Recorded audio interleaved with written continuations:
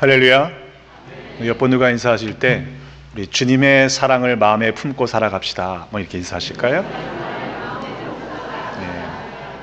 주님이 주신 사랑의 마음을 품고 살아가면 하나님께서 우리에게 부드러운 마음을 허락하시고 또 굳은 마음, 완악한 마음이 아니라 넉넉한 사랑을 베풀며 살아가는 하나님의 도구로 사용하실 줄로 믿습니다. 그런 믿음의 삶을 살아가시는 모두가 되시기를 주님의 이름으로 축복합니다. 교회 건축의 과정을 보니까 요즘에 좀 늦어지고 있습니다. 우리가 너무 안일하게 긴장을 좀 늦추는 것이 아닌가 하는 생각을 해봅니다. 냉난방 공사를 위한 덕트를 지금 설치하고 있는데 하청업자가 조금 게으름을 피고 있는 것 같습니다. 다행히 그런 와중에도 창문과 문들을 달았습니다. 그래서 전면이 아니라 뒤에서 보면 건물이 다 완성된 것처럼 보입니다. 물론 실제로 안에 들어가 보면 할 일이 많이 남아 있습니다. 그런데 그 과정을 보면서 그런 생각이 들더라고요.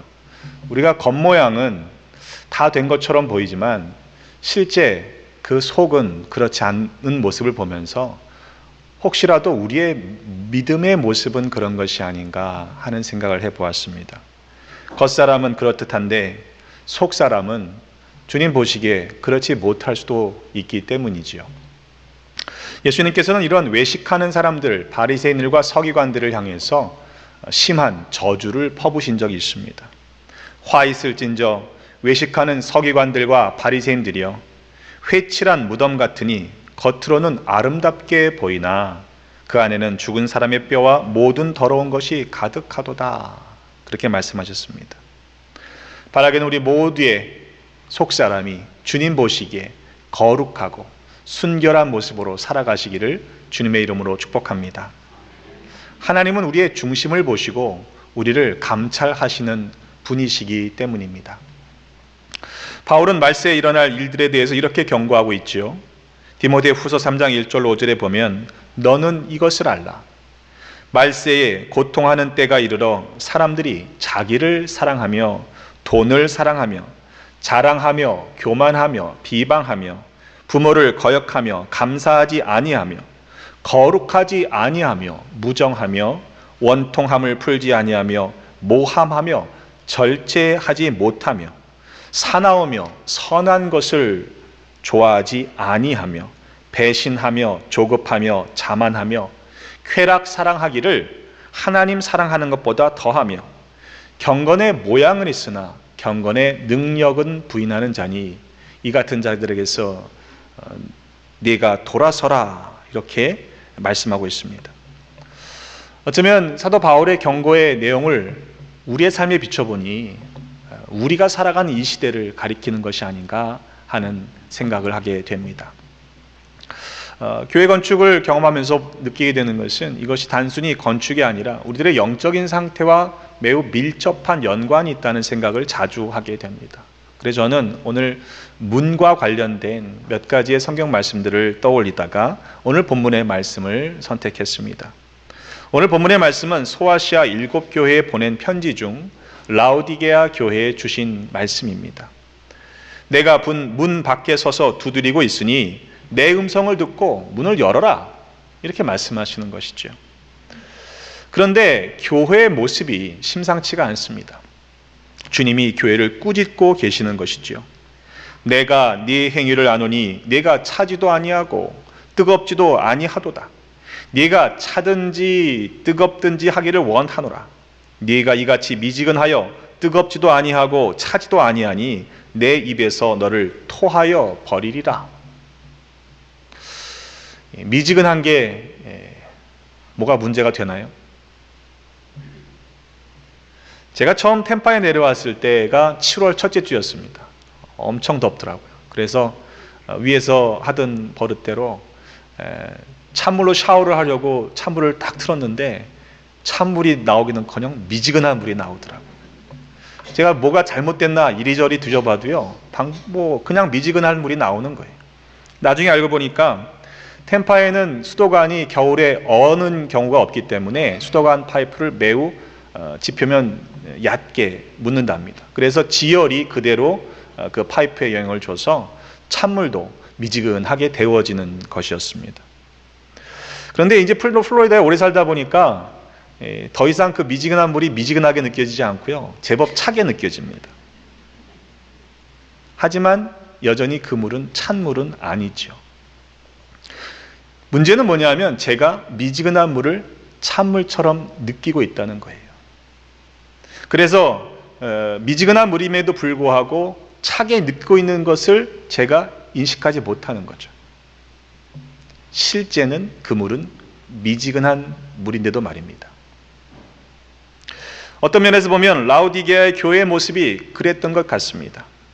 네가 말하기를 나는 부자라, 부여하여 부족한 것이 없다 하나 네가 곤고한 것과 가련한 것과 가난한 것과 눈먼 것과 벌거벗은 것을 알지 못하는도다. 교회의 실상은 어떻습니까? 곤고합니다. 가련합니다. 가난합니다. 보지 못합니다. 벌거벗은 상태입니다. 하지만 라오디게아 교회는 그 사실을 알지 못했습니다. 오히려 나는 부자라, 부유하여 부족한 것이 없다 말하고 있는 것이죠. 차라리 내가 좀 모자라다, 나는 부족하다라고 여기면요, 이후에 개선될 가능성이 있지 않습니까? 내가 잘 모른다고 생각하는 사람들은요, 어떤 상황 속에서든지 배울 수 있는 기회가 분명히 있습니다. 문제는 자신이 모른다는 것을 모르는 경우입니다. 내가 부족한 것이 없다고 생각하니까 하나님조차도 그 마음속에 비집고 들어갈 자리가 없는 것이지요. 라오디게라고 하는 도시는 매우 풍요로운 도시였습니다. 에베소로부터 동방으로 통하는 중요한 무역의 요충지였습니다. 큰 은행이 설치되어서 금융사업도 발달했던 부유한 도시였습니다. 인근 지역과 함께 지진 피해를 입긴 했습니다만 자력으로 빨리 재건할 수 있었던 경제적인 능력이 있는 도시입니다. 유명한 의과대학도 있었고요, 안약은 세계적으로 유명히 알려졌던 그런 곳입니다.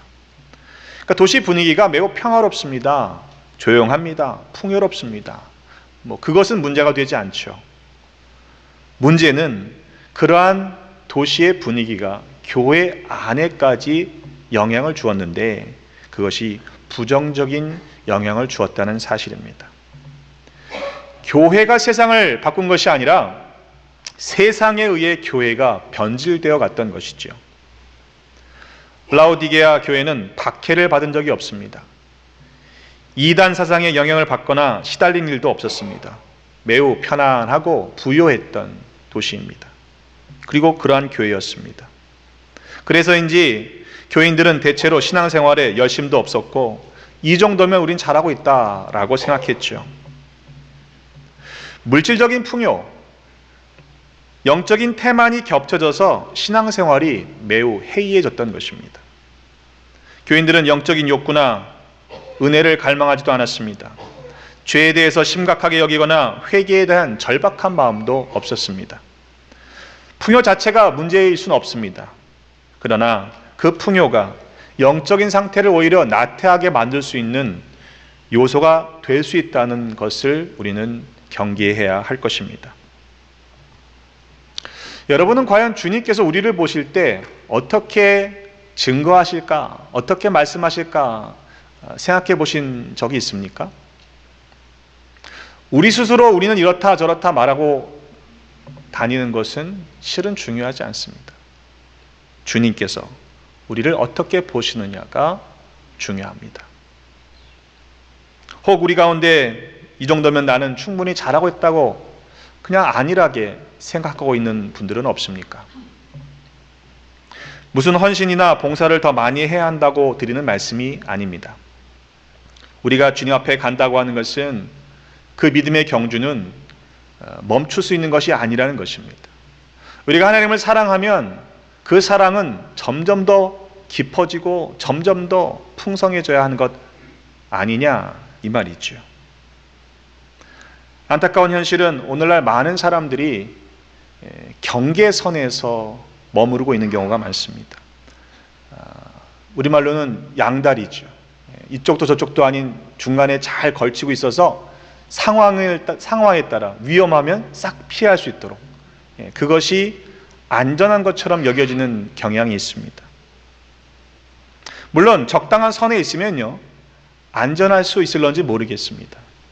하지만 그 경계선에 있다고 하는 것이 좌로나 우로나 치우치지 않는 믿음의 삶을 살고 있다는 것은 결코 아닐 것입니다.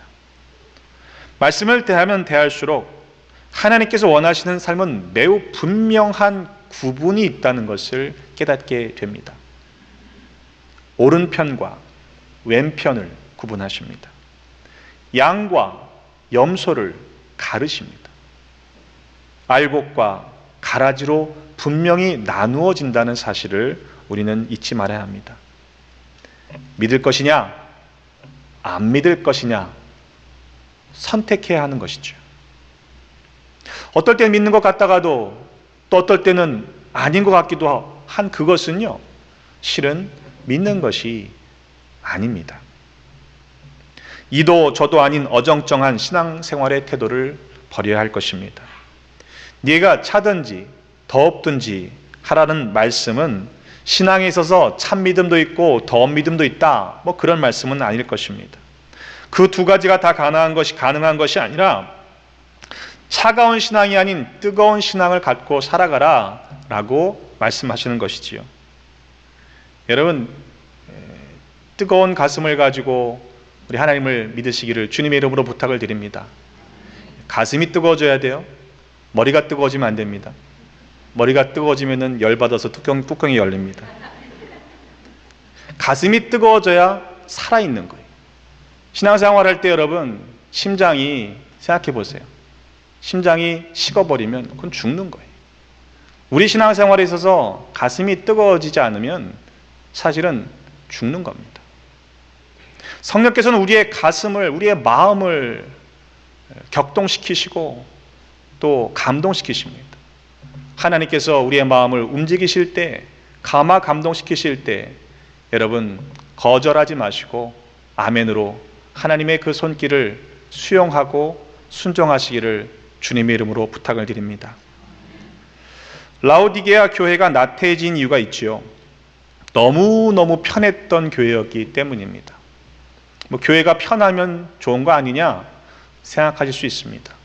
그런데 편한 교회와 편안한 교회와 평안한 교회는 다르다, 제가 자주 말씀드립니다.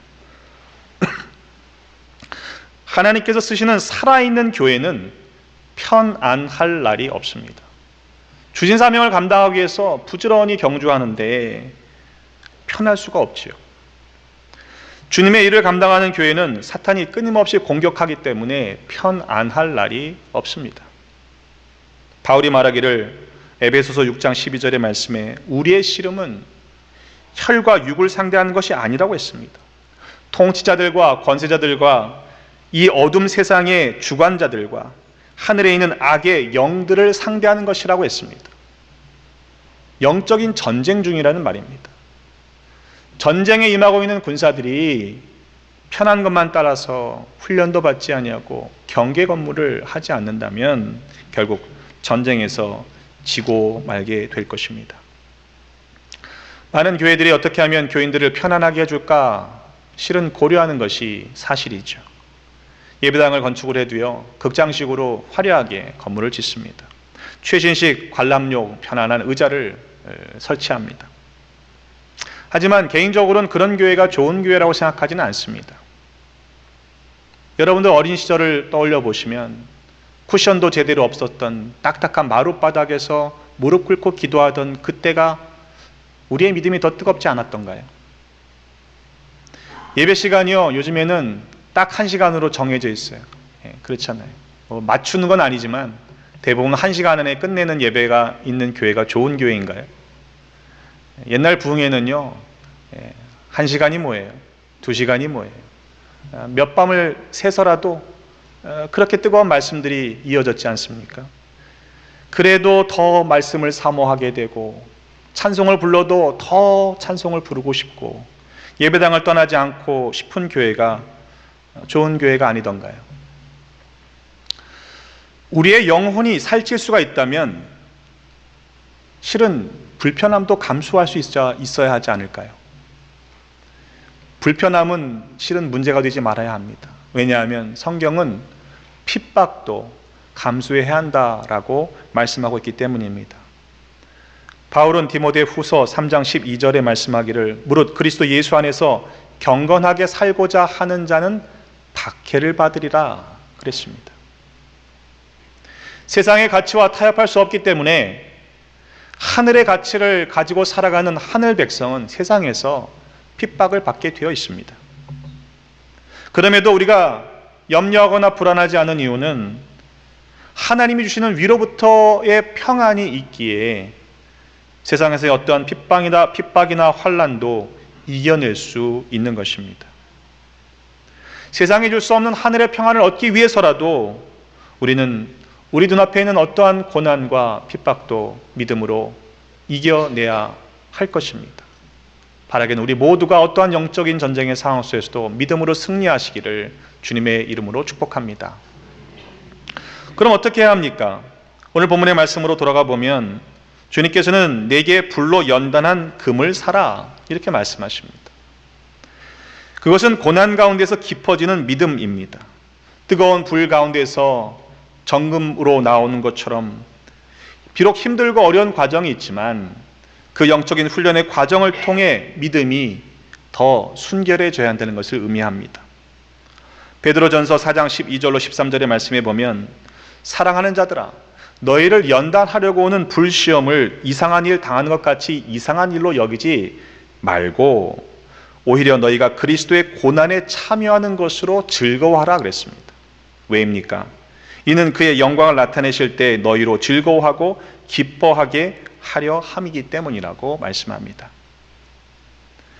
그렇게 연단한 금을 사라고 말씀하시는 것은 세상적으로 잘 사는 것 말고 믿음으로 잘 사는 것을 선택하라, 구하라 라는 말씀입니다. 세상에서 부자라고 해서 결코 얻을 수 없는 하나님께 대하여 부유한 삶이 있다는 것을 가르치고 있는 것입니다. 또한 내게서 흰옷을 사서 수치를 보이지 않게 하라 말씀하십니다. 더러움에서 벗어난 깨끗한 순결한 삶을 살아가야 함을 말씀합니다. 영적으로 더럽혀지지 않는 순결한 영혼을 소유하라 라고 말씀하십니다. 쉽게 세상의 논리에 타협하지 말고 세상의 가치에 무너지지 말고 하나님 앞에서 범죄하지 말라는 것입니다. 그리고 안약을 사서 눈에 발라 보게 하라 말씀하십니다. 우리에게도 이런 안약이 있으면 얼마나 좋겠습니까? 근데 하나님께서 분명히 우리에게 그런 안약을 주셨습니다. 하나님의 역사를 제대로 보지 못하는 닫혀진 눈, 어두운 눈을 밝게 하는 약이 있습니다. 그것은 성령께서 주시는 지혜입니다. 세상의 배움으로 얻을 수 없는 지혜영이 주시는 성령이 주시는 선물, 그 지혜가 우리에게 주어질 때 우리의 눈이 밝혀져 하나님이 하신 일들을 보고 분별하고 감사하며 영광을 올릴 수 있게 되는 것입니다. 때문에 바라기는 여러분 모두가 성령께서 주시는 그 분별의 영을 받으셔서 지혜를 받으셔서 하나님이 주시는 놀라운 은혜를 밝히 보고 감사할 수 있는 복된 삶을 살아가시기를 주님의 이름으로 축복합니다. 그런데 주님께서는 이 모든 것을 내게서 사라 이렇게 말씀하시죠. 은혜는 값없이 주어지는 것인데 사라 이렇게 말씀하십니다. 그 값을 치러야 합니다. 왜냐하면 믿음은 거저 주어지는 것이 아니기 때문입니다. 믿음을 얻기 위해서는 때로 불편과 뿐만 아니라 핍박까지도 감수하면서 열심으로 경주해야 한다는 것을 가르쳐 주십니다. 그래서 열심을 내라, 회개하라 말씀하시는 겁니다. 왜 회개해야 합니까? 실은 라오디게아 교회가 주님 보시기에 회개해야 할 죄가 있는 거죠. 일반적으로 죄는요, 하지 말아라 라고 하는 금령을 어기는 것, 범하는 것이 죄입니다. 그런데 성경적인 죄는 해야만 하는 것을 하지 않는 것도 죄라고 가르치고 있습니다. 라오디게아 교회는 주님의 이름으로 세워진 교회임에도 교회로서 마땅히 감당해야 할 사명을 감당하지 않았기에 회개해야 한다는 것입니다. 목적을 잃은 채 사명을 잃은 채 사교마당으로 전락하고 말았으니 본래의 목적으로 돌아가라, 이렇게 말씀하고 계시는 것이죠. 교회를 사랑하시기에 책망하신다라고 말씀합니다. 볼지어다 내가 문 밖에 서서 두드리노니 누구든지 내 음성을 듣고 문을 열면 내가 그에게로 들어가 그와 더불어 먹고 그는 나와 더불어 먹으리라. 주님은 강제로 그 문을 열지 않으십니다. 마음의 문이 어디 있나요? 어떻게 열어야 하나요? 참 어렵죠. 한번 닫혀진 문이 다시 열리기는 쉽지 않습니다. 그런데 하나님이 그 능력이 없으셔서가 아니라 우리가 마음문을 열 때까지 기다려 주신다는 사실을 알아야 합니다. 이것은 믿지 않는 사람들에게 주신 말씀이 아닙니다. 교회를 향해서 하시는 말씀입니다. 그렇다면 라오디게아 교회 교인들 가운데에도 아직 주님을 영접하지 않은 사람들이 있다는 말이 될 것입니다. 왜 그들은 교회 안에 있으면서도 주님을 영접하지 못했을까요? 요한복음 10장 3절로 4절의 말씀에 보면 예수님께서 목자와 양의 비유를 말씀하신 적이 있습니다. 문지기가 양 우리의 문을 열면, 그러면 목자가 양들을 각각 이름을 부릅니다. 목자가 앞서가면 양들이 그의 음성을 아는 거로 따라간다라고 말씀하셨습니다. 요한복음의 말씀을 오늘 본문의 말씀과 연관시켜 보면 밖에서 누가 문을 두들깁니다. 그런데 문을 두들긴다고 그냥 활짝 열어주시는 분은 없을 겁니다. 누군가 조금 열어볼 수는 있겠지만, 그러나 그 두드리는 밖에 있는 존재, 사람의 음성을 알게 되면 문을 여는 건 쉽죠. 아는 사람은 문을 활짝 열게 되어 있습니다. 바꿔 말하면 아직 우리가 문을 열지 못했다라고 하는 것은 주님의 음성을 알지 못하기 때문이라는 이야기가 될 것입니다. 문에 관해서 다른 면에서 생각해 본다면 그 문은 좁은 문이라고 우리 주님은 가르치셨습니다. 마태복음 7장 13절로 14절의 말씀에 보면 좁은 문으로 들어가라. 멸망으로 인도하는 문은 크고 그 길이 넓어 그리로 들어가는 자가 많고 생명으로 인도하는 문은 좁고 길이 협착하여 찾는 자가 적다라고 하셨습니다. 누가복음 13장 24절로 25절의 말씀은 평행 본문인데 좁은 문으로 들어가기를 힘쓰라고 했습니다. 왜입니까? 들어가기를 구하여도 못하는 자가 많기 때문이라는 것입니다.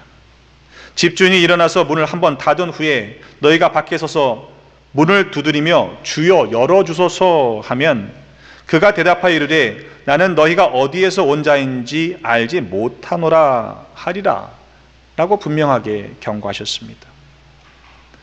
여러분, 좁은 문으로 들어가야 영생이 있습니다. 좁은 문으로 들어가기를 힘쓰라고 하셨습니다. 그 문이 한번 닫혀지면 다시 열려지지 않기 때문입니다. 마태복음 25장 1절로 13절의 천국 비유에서도 이와 같은 말씀을 하셨죠. 신랑을 맞으러 나간 10처녀의 비유 가운데 슬기 있는 5처녀는 그릇에 기름을 담아가지고 갔고 미련한 5처녀는 그냥 갔습니다. 신랑이 더디 옵니다. 다 졸며 잤습니다. 밤중에 신랑이 온다는 소리를 듣고 깨어보니 등불이 꺼져갑니다. 지혜로운 5처녀는 기름을 충전시키고 그리고 그 잔치에 들어갔지만 기름을 얻지 못한 이 미련한 5처녀는 기름을 얻으려고 나갔다가 다시 돌아와 보니 문이 닫히고 맙니다. 그리고는 그 문은 다시 열려지지 않았습니다. 그 비유를 들으면서 우리는 참 야박하다 생각할 수 있는데 그런 말씀이 아니잖아요. 주님이 주시는 메시지는 그 날과 그 시는 알지 못하니 깨어 있으라 하시는 말씀입니다. 바꿔 얘기하면 깨어 있어야 하는 것은 우리의 책임이라는 이야기입니다. 오늘 본문에 보면 이기는 그에게 주님의 보좌에 함께 앉게 하여 주신다라고 약속하고 계십니다. 주님께서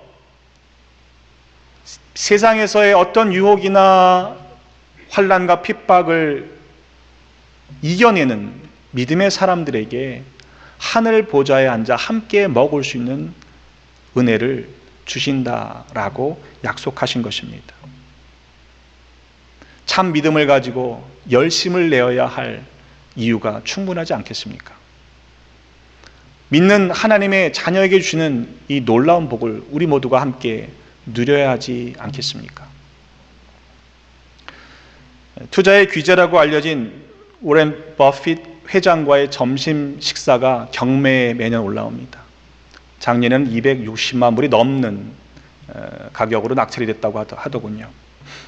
2007년에 65만 불에 워렌과 함께 식사하는 그 경매에 당첨된 사람이 7명을 더 초대해서 식사를 하고 난 후에 배우게 된 것을 신문기자가 취재를 해서 배운 내용을 실었습니다. 65만 불짜리 교훈입니다. 3가지를 배웠는데, 첫 번째는 진실하게 행하라. 두 번째는 아니라고 말하는 것을 어려워하지 말아라. 세 번째는 좋아하는 것을 해라. 그랬답니다. 여러분, 65만 불 지불하고 배울 만큼 가치가 있는 것일까요? 그와 그렇게 식사하는 사람들이 부럽지 않은 이유는 우리에게는 주님과 함께하는 거룩한 잔치가, 식탁이 예비되어 있기 때문입니다. 세상에서는 돈을 주고 배워야 하는 교훈과 비교할 수 없는 놀라운 하나님의 지혜가 담겨있는 비밀이 우리에게 주어져 있기 때문입니다. 여러분, 어떻게 살아가시겠습니까? 믿음은 결국 주님과의 관계입니다. 주님과의 관계가 밀접하면 그 문은 열려질 수밖에 없는 것입니다. 여러분 모두가 활짝 그 문을 열고 주님을 맞으시기를 간절히 바랍니다. 성령님을 여러분의 인생의 주인으로 초대하십시오. 그리고 여러분을 마음껏 사용하시도록 내가 주인이 아니라 하나님이 주인이심을 인정하고 그 주권을 맡겨드리시기를 부탁을 드립니다. 그렇게 열심을 내어 뜨겁게 한번 믿어보십시다. 그러면 하나님께서 우리 안에 하나님의 크심을 나타내 보여주실 것입니다. 우리 모두가 그 천국에 들어갈 때까지, 그 아름다운 식탁에 동참할 때까지 믿음의 경주를 쉬지 않고 더욱 열심을 내어 뜨겁게 신앙하는 모두가 되시기를 주님의 이름으로 축복합니다. 기도하겠습니다. 하나님, 우리의 주인 되시고 우리의 인생을 인도하여 주시니 감사드립니다. 우리가 이 땅을 살아가는 것이 영적 전쟁임을 알면서도 때로 미지근했고 나태했고 게을렀던 모습들을 자백하며 회개합니다. 이후로는 열심을 내어 뜨거운 신앙을 가지고 하나님을 기쁘시게 해드리는 하나님께 대한 부요한 자로 살아가게 하여 주옵소서. 우리를 위해 생명을 내어주신 예수 그리스도의 이름으로 기도하옵나이다. 아멘.